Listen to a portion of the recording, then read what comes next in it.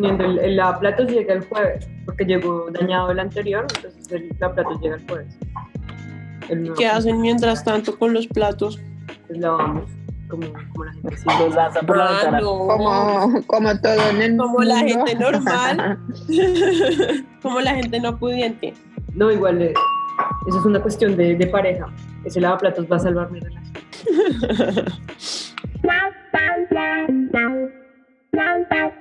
Hola, bienvenidos otra vez a Políticamente Desubicados. Hoy con el panel casi completo, casi lo logramos, pero Juan Pablo nos decepcionó de nuevo. Pero estamos con Andrés López, el constructor de bibliotecas comunitarias en antiguos CAIs. Cuéntanos, Andrés. Oiga, no, yo a qué horas, es que yo jamás haría una biblioteca, nunca vi.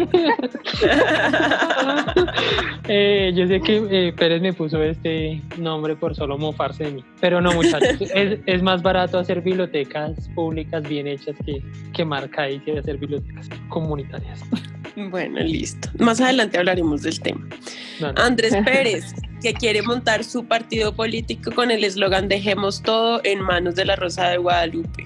Cuéntanos por qué esa intención. Pues viendo el mundo vuelto mierda, incendios, queman CAIs, todo hecho nada, necesitamos un soplito de la Virgen de Guadalupe, viejo, y todo esto se soluciona. Bueno, interesante propuesta.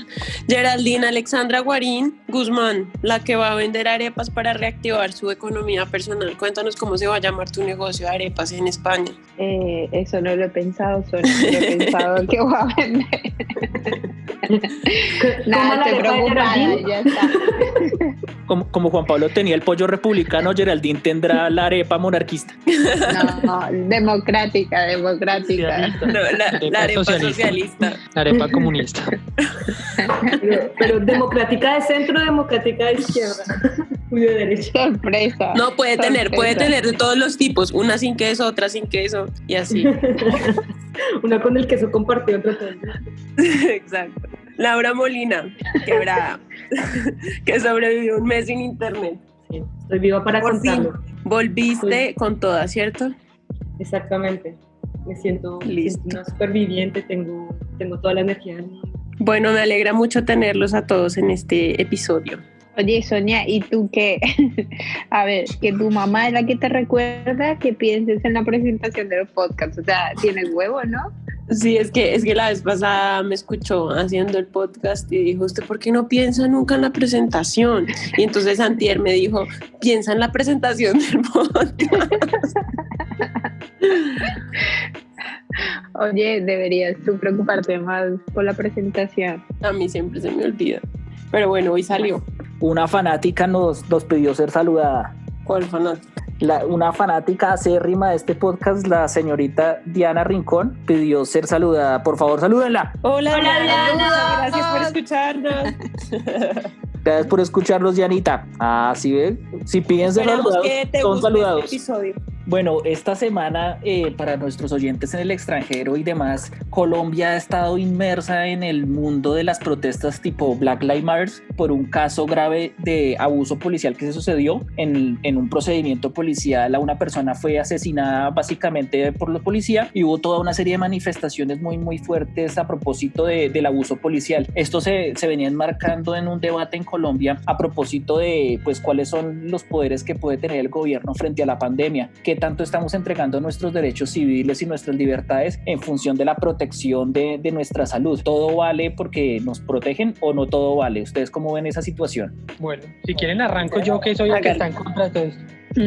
Que yo he reivindicado en este podcast y además lo he hecho desde la cotidianidad, volándome a la calle de manera permanente en muchos capítulos. He reivindicado que las medidas de cuarentena son, pues digamos, excepcionales, son además tremendamente abusivas con los derechos civiles en una democracia, y creo que aquel día, digamos, en un chat lo discutíamos, creo que en buena medida el empoderamiento que se ha hecho de la policía, los cuerpos de seguridad, en virtud del control de las medidas de la pandemia, ha desembocado en pues en esta especie de situación en la que los cuerpos de policía ya no solo, digamos, abusan de su autoridad, sino que además en cumplimiento de esas medidas de cuarentena desarrollan actos violentos que, como el del caso del abogado, pues lamentablemente termina en esos incidentes, pues en la muerte de una persona, que es un asunto muy grave. Entonces, digamos, mi primera reflexión es: hay que tener cuidado con el control del Estado, pues digamos que el Estado no puede ser tan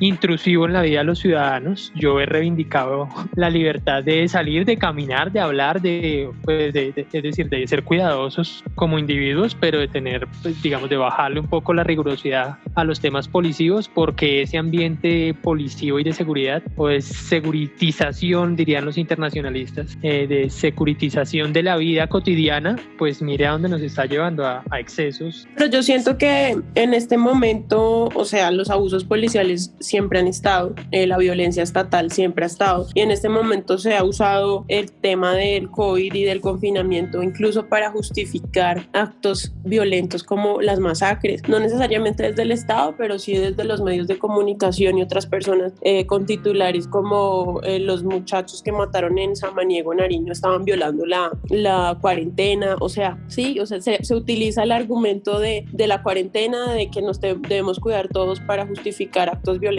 o por lo menos para cuestionar los actos violentos en sí, y no de la manera que deberían cuestionarse.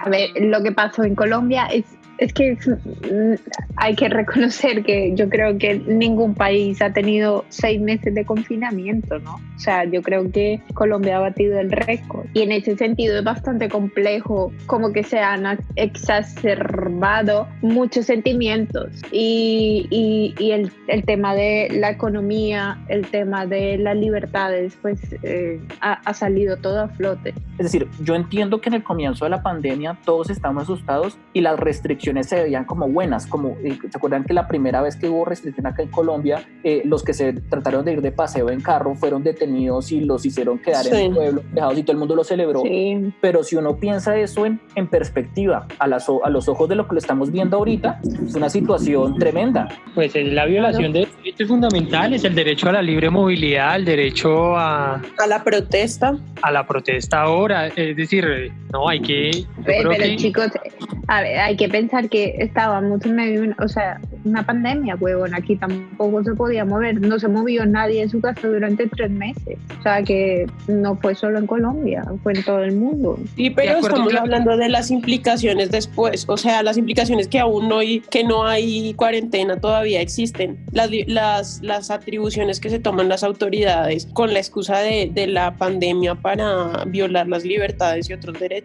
Igual yo creo que ese tipo de medidas, que obviamente se toman como medidas de contención, teniendo en cuenta una crisis que no conocíamos, que no sabíamos qué esperar de ella, eso pone a prueba los defectos que venían desde antes. O sea, no es una cuestión de que sí eran necesarias, no, sino que la evolución de la enfermedad también saca a flote los defectos que tenía esta estructura de la policía en Colombia. La policía en Bogotá y en Colombia en general está corrupta a más no dar, y ellos aprovecharon eso para sacar todos los defectos que tenían a flote. Esto va a ser un problema, y yo creo que va a ser también una oportunidad para reformar la institución.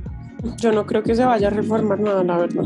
A ver, no, varias cosas, miren. Sí hay un asunto sociológico en relación con la concepción de libertades y derechos fundamentales. Los gringos apenas, digamos, duraron un par de semanas confinados, y ya en algunos estados, pues la gente más o menos se rebotó, pues de formas muy extrañas también. O sea, el movimiento de no usar tapabocas, el movimiento del virus es una mentira y todas esas cosas locas. Pero pues ya hubo gente, digamos, que diga, pues, valoran, hay una valoración muy importante de las libertades individuales, y en ese sentido pues hay unas diferencias sociológicas importantes ahí con otros contextos, específicamente por ejemplo el caso colombiano, en donde nosotros aplaudimos, como decía Andrés al principio, aplaudimos que a gente la sancionaron y la devolvieron para la casa, y el que estaba caminando en la calle que le hacían su comparendo, pues más o menos había un cierto respaldo social de esas medidas.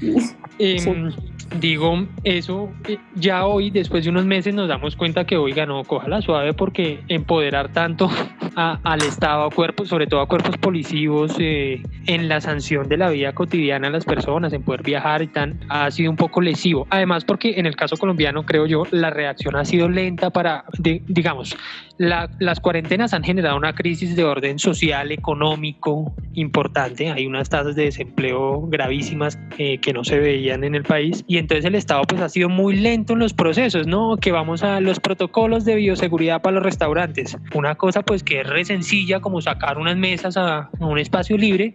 Se han tomado meses, y entonces han quebrado empresas. Entonces ha sido un verdadero desorden esta situación, que ha afectado mucho al ciudadano en su ámbito, en su fuero personal, en sus derechos, y además ahora pues digamos genera todo un tema de movilización social importante. No, y que yo lo que iba a decirle a Andrés López, el tema de Estados Unidos que duró 2 semanas era porque estaban alentados por Trump, o porque su presidente les decía cómo salgan a las calles, no le hagan caso a sus gobernadores que son unos pendejos. O sea, si hubiese estado Obama, creo que también habría gente radical en Estados Unidos, pues porque siempre la hay, pero la mayoría de países han cumplido sus ciudadanos a rajatabla las cuarentenas, por lo menos los que los han implementado.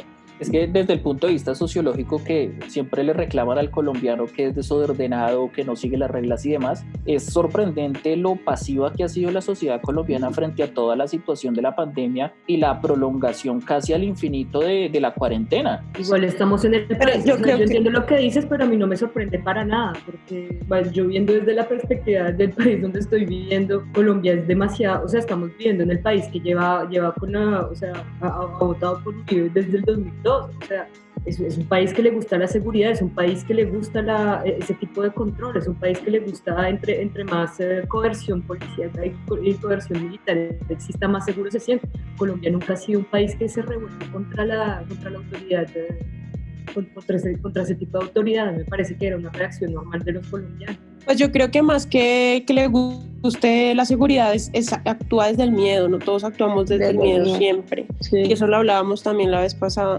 y obviamente en ese miedo lo que hacemos es ceder derechos, ceder libertades al Estado, y ahorita mucho más el Estado está en todo, está mucho más grande en este momento con la excusa de la pandemia. El presidente Duque pues obviamente estado de excepción, han emitido un montón de decretos que dicen y no dicen nada, o sea, estamos, es un poco raro. Que eso es un poco la paradoja de la situación actual de Colombia. Nosotros estamos en una situación, hace poquito Transparencia Internacional decía que en Colombia se está sucediendo una acumulación de poder en la presidencia, ¿no? Que hay un presidencialismo exacerbado, porque digamos que Duque y la presidencia tuvo mucho que ver en la elección del procurador, del contralor, del defensor del pueblo, pero es una especie de paradoja porque el Estado está acumulando grandes cantidades de poder en cabeza de un presidente que es tremendamente débil, es un presidente que no representa legitimidad para nadie. Entonces tenemos una situación en la cual el ministro de Defensa adquiere poderes increíblemente grandes frente a una figura casi de papel que es el presidente. Es que como que se está atomizando el poder del Estado. Yo creo que se está atomizando el poder del Estado cuando estaba Uribe todo concentrado en él, y ahora es como que cada entidad tiene un poder más pequeño, pero igual concentra mucho poder el Estado. Quienes han perdido en esta situación definitivamente, por lo menos en el caso colombiano y en mi humilde lectura, son los ciudadanos. Es que un presidente que efectivamente, digamos, se ha fortalecido, o sea, no el presidente, sino quizás la figura de la presidencia, porque él en sí mismo aparece en algunos casos un poco débil políticamente.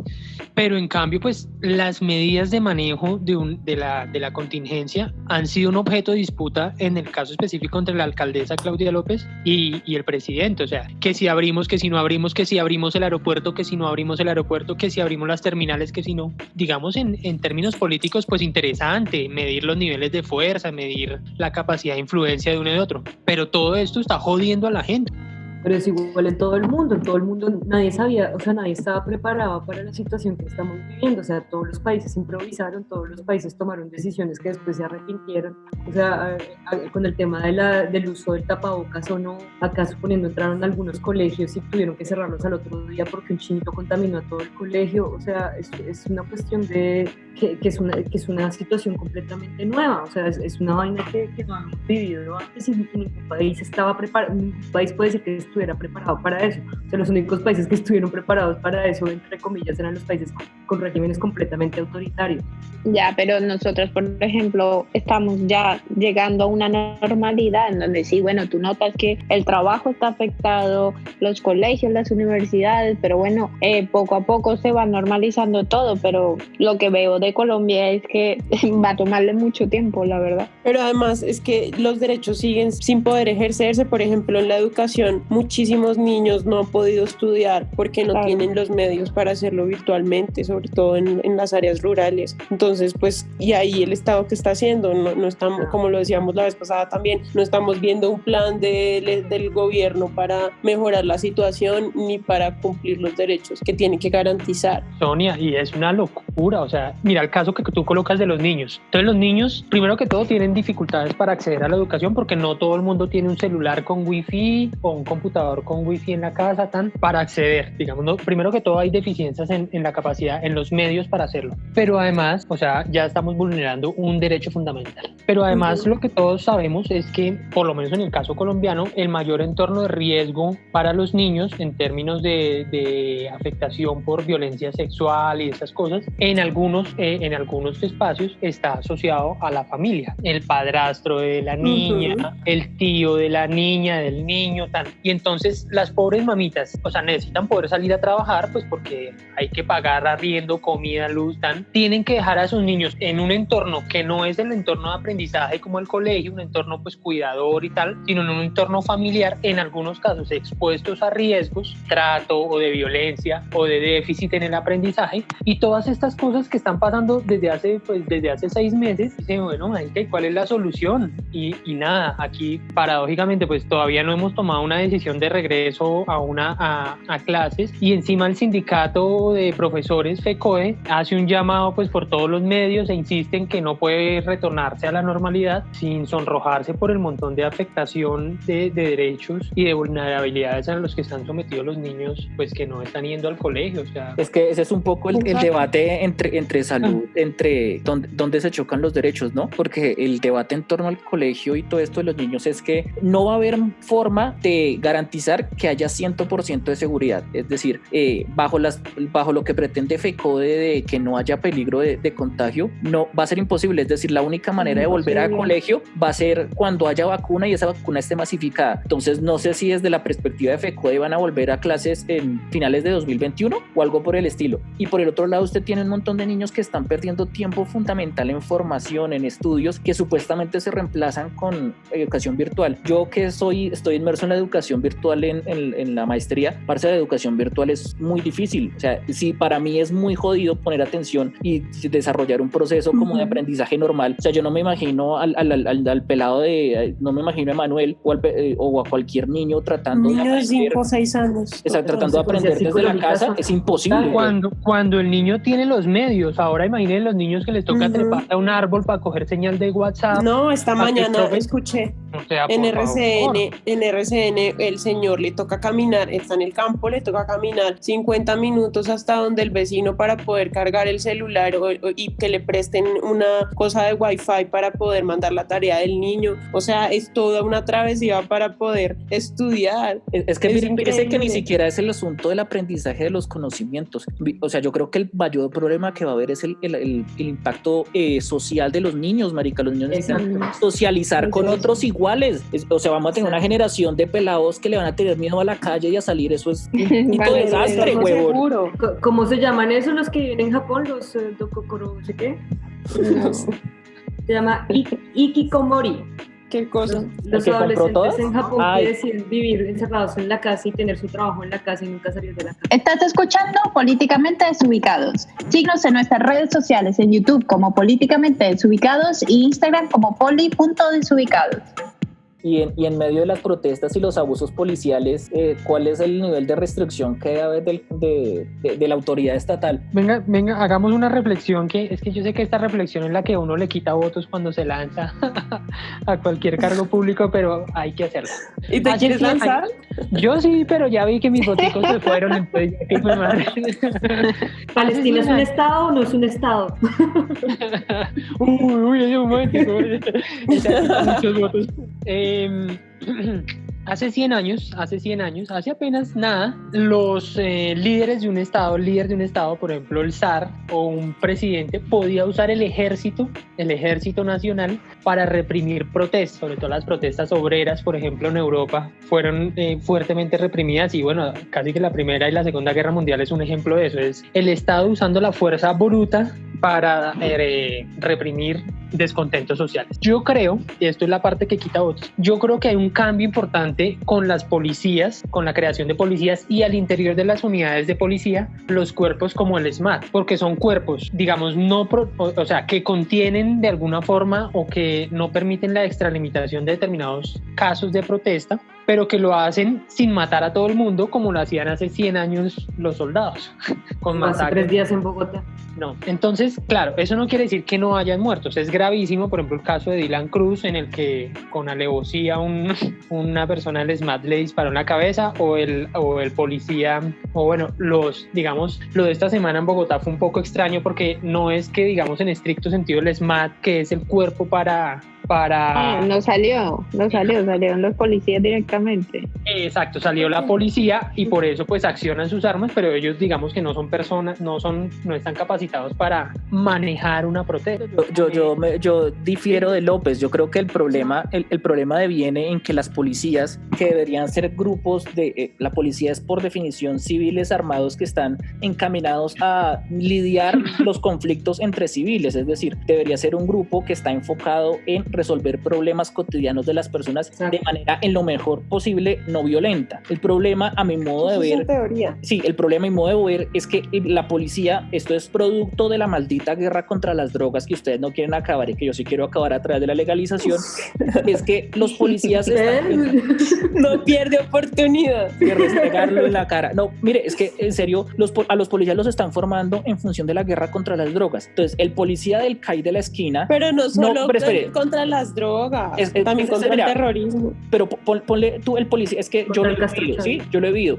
El policía de un CAI, ve a un par de muchachos rapeando en un parque, que es una cosa de la cual yo pues estoy en ese mundo, y el policía llega ahí y lo que interpreta o lo que ve ante sus ojos es un grupo de marihuaneros que están ahí vendiendo cosas y vendiendo drogas, y los chinos lo que están haciendo es cantando, ¿sí? Un policía criado en la guerra contra las drogas ve ahí a jíbaros, al microtráfico, ve ahí enemigos de guerra. Un policía lo que debería ver ahí son pelados cantando, ¿sí? El problema es ese. El problema es donde yo difiero con López. La policía la están formando en la guerra contra las drogas y no en resolver asuntos civiles. Pero yo creo que eso va más allá de la formación que reciben por la guerra contra las drogas. Es los estereotipos que existen en Colombia, y sí, como la estigmatización de la juventud, de las personas con pelo largo, de los raperos. Es decir, es la simple estigmatización que con poder pues se traduce en autoritarismo y en violencia estatal. Yo no creo que sea solamente porque están formados para eso, sino que es una cosa estructural, pero además que no están formados solamente para la guerra contra las drogas, sino contra el terrorismo. O sea, los policías en Colombia tienen la mentalidad de que tienen que combatir ese tipo de cosas porque evidentemente la naturaleza de la institución pues ha tomado otro curso al que debería ser pues por la historia misma del país. Que toque reformarlo, pues yo creo que sí. Que vaya a pasar, no creo. Pero a mí me gustaría, en ese sentido sí estoy de acuerdo con Sonia, con lo que acabo de decir. Es un poco tanto de los estigmas que tenemos como de la propia institución. Pero después López decía del SMAT que estaba para que muriera un poco menos de personas, ¿no? A ver, no. Eso es lo que ha dicho. Dije que ha muerto menos por la profesionalización de algunas áreas de la policía, porque ya no le tiran el ejército a la gente por el descontento, sino que se ha venido limitando. Eso es un buen avance. Yo no estoy diciendo no sé, yo en este sentido lo que quiero decir es, el SMAT no está para que no hayan para matar a personas, cuando se generan protestas y llegan a ser muy violentas, porque pasa que las protestas se vuelven violentas, no está justificado el uso de armas que puedan atacar a las personas, por más violenta que tengas a una persona enfrente. Alguien te está tirando una piedra a la cabeza, tú no le puedes disparar. ¿Por qué? Pues porque eres el puto Estado y no puedes asesinar. Y no entiendo por qué a la gente le cuesta tanto entender esto, weón. O sea, yo no entiendo por qué a los policías... ¿Qué hace? Acabó el debate cuando fueron las manifestaciones de los chalecos amarillos y ellos ponían el ejemplo, por ejemplo, cómo pasaba en Alemania, cómo se trata, porque hay una relación de desconfianza entre policía y los ciudadanos, sabiendo que debería ser una relación de confianza, o sea, ellos son los que están ahí para proteger. Entonces ellos analizaban el caso alemán y decían que la cuestión es la existencia misma de un organismo como el SMAT y el equivalente acá en Francia de eso, porque lo que se está diciendo desde el principio es que tú eres un criminal solamente por el hecho de estar matando. En Alemania ese tipo de organismos, suponiendo el SMAT, nunca va a salir durante una manifestación a menos de que hayan en serio disturbios grandes. Nosotros, como es el caso en Colombia o en Francia, antes de la manifestación se llena todo de SMAT. Llena todo eso, entonces ya le estás dando el mensaje a la gente que te van a atacar si medio gritas un poquito más fuerte o haces algo, ya están previniendo que van a haber disturbios. Y eso alienta la violencia. Y eso genera la relación de desconfianza. Entonces yo no digo que, o sea, hay abusos policiales y también hay abusos por parte de manifestantes, pero todo es parte de una relación de desconfianza que se ha venido dañando y que simplemente la existencia de ese tipo de squads dentro de la policía lo que hace es solamente abrir mucho más la brecha entre el ciudadano y la policía. En el caso colombiano no estamos hablando de, es que se le ha ido al policía un bolillazo y perdón, pero se le fue. No, estamos hablando de que le han disparado a la cabeza. Estamos hablando de que le han dado con el bolillazo en la cabeza, le han roto los huesos de la cabeza. Que no estamos hablando de que el SMAT en su función la ha cagado, no. Es que se ha pasado en su función, weón. La han cagado muy gorda. Es que además yo no entiendo por qué la discusión después de que ocurren hechos tan horribles como los que pasaron esta semana se vuelve a la opinión de si la policía es buena o la policía es mala. Entonces la gente empieza a tratar de justificar hechos violentos porque es que como atacan a los policías. Hombre, es que los policías y la gente que defiende esos hechos tiene que entender que la policía y el Estado no tiene por qué ni siquiera matar a los malos, o sea, no tiene por qué matar a nadie, ni a los malos, ni a los buenos, ni a nadie, ni torturar porque también lo hacen. Entonces la discusión se vuelve a si la policía es buena o mala, cuando la discusión no es esa, la discusión es por qué hay gente, por qué pasan esos hechos y cómo hacer para que no vuelvan a pasar. O sea, a mí lo que me pareció indignante es que el Duque, el tipo, en vez de decir como si hubo un abuso, el tipo decía, no, ellos actuaron con gallardía y además no solamente actuaron con gallardía, sino que estaban obedeciendo órdenes. O sea, la orden, ¿cuál era? La orden era matar todo lo que no fuera policía. O sea, como si estuviéramos en pleno campo de batalla. Para mí eso es impensable que esté pasando en Colombia. El gobierno les está diciendo que son gallardos y que son valientes por haber reaccionado como reaccionaron. O sea, habían videos donde un policía estaba corriendo y disparando a la loca. O sea, eso es algo impensable y que el presidente diga, ellos solamente estaban recibiendo órdenes. ¿Qué tipo de órdenes? O sea, ¿qué tipo de dictadura se está formando? Pero luego sale el policía diciendo que no reciben órdenes. O sea, que ellos no necesitan órdenes para usar las armas. No, venga, les digo. Tiene lógica, o sea, pónganle un poquito de lógica.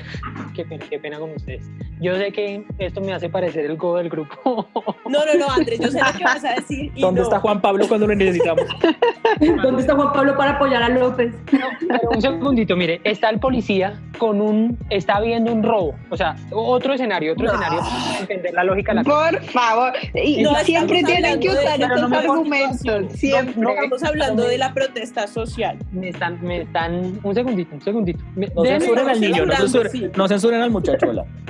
Déjenme contar la idea y ya me regaña, todo bien. Entonces está el policía que no está entrenado para atender protesta social, ¿sí o qué? Sino que está, pues dentro de sus funciones está atender el crimen, y entonces una persona que está entrenada justamente para reaccionar frente a un hecho, puede ser un hecho criminal, no necesita una orden. Imagínese donde haya una pues obviamente no.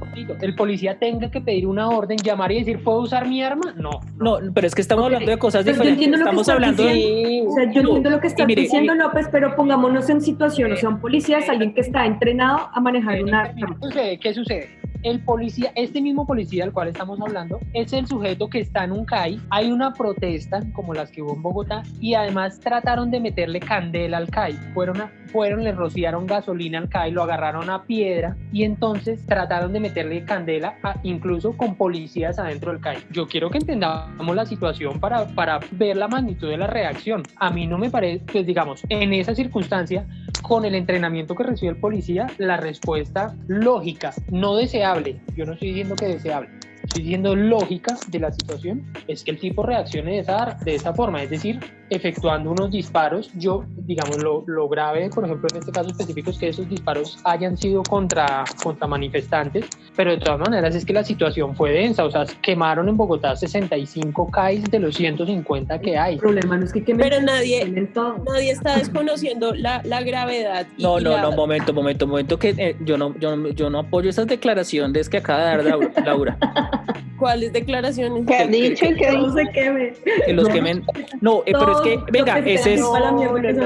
Eso es un debate, regálame un segundo, ese es un debate interesante porque, digamos, obviamente todos estamos de acuerdo con la protesta pacífica y demás, pero pues yo creo que sí hay ciertos sectores de esas protestas que consideran que sin tropel no hay protesta. O sea, aquí en este podcast lo que hacemos es rechazar la violencia, pero no estigmatizar la protesta social. Es que el problema es que el problema de la respuesta violenta por parte de los manifestantes es que lo único que hace es justificar la respuesta autoritaria y violenta del Estado. Entonces yo no entiendo por qué no entienden eso. Y no sé, chicos, vamos a ver, de verdad, una protesta en donde todos cantemos por favor paz y bla bla bla, se baile, se cante, se haga teatro y todo el mundo a su casa, ¿en qué periódico va a salir? De huevo, No, o sea, yo los creo que chalecos amarillos, porque coño están en todos los diarios cada fin de semana. Pero en serio, porque están todos los fines de semana en los periódicos y en todo lado. Pues parce, porque los manes se paran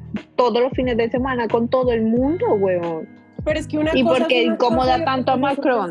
No, o sea, no podemos pretender que las protestas de cambiar la institución de, no sé, la policía, por ejemplo, sea ir al CAI, pedirle perdón y marica. No.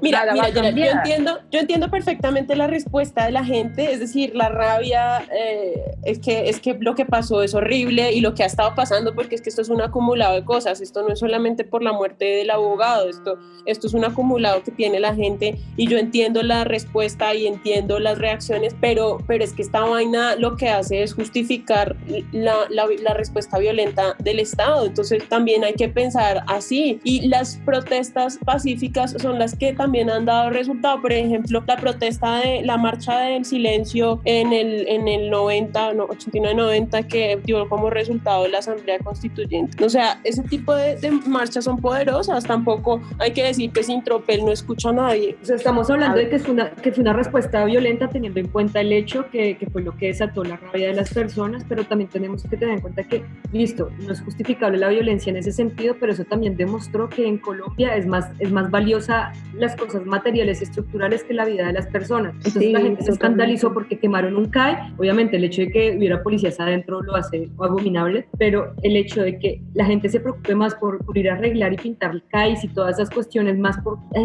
pedir reconciliación, pedir perdón a las familias por una orden que se dio y que causó la muerte de sus hijos, eso me parece muy indignante, y eso es algo que viene pasando desde hace mucho tiempo, que en Colombia la vida vale 3, en Colombia la vida no le importa a la gente siempre... No, y si es de un vándalo, pues no vale nada. Exacto. Totalmente.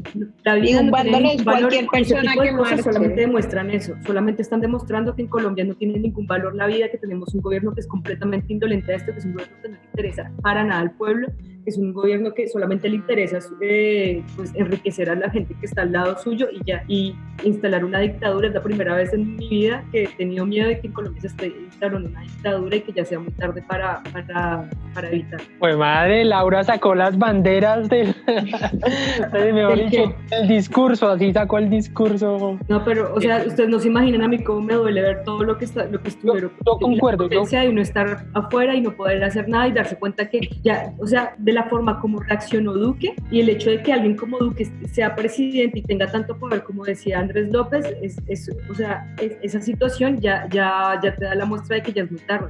Yo no soy tan pesimista como Laura, pero sí concuerdo en una cosa, y es que hay un sentido muy frágil de la importancia de la vida en Colombia. Digamos que no hay una valoración lo suficientemente importante de la importancia de la vida, María. Y eso, digo, es que vi una columna que, madre, últimamente tengo este año ha sido raro porque Carolina Sanín, a quien no quería mucho, ahora me parece una persona demasiado lucida. Es que escribió una columna que se las...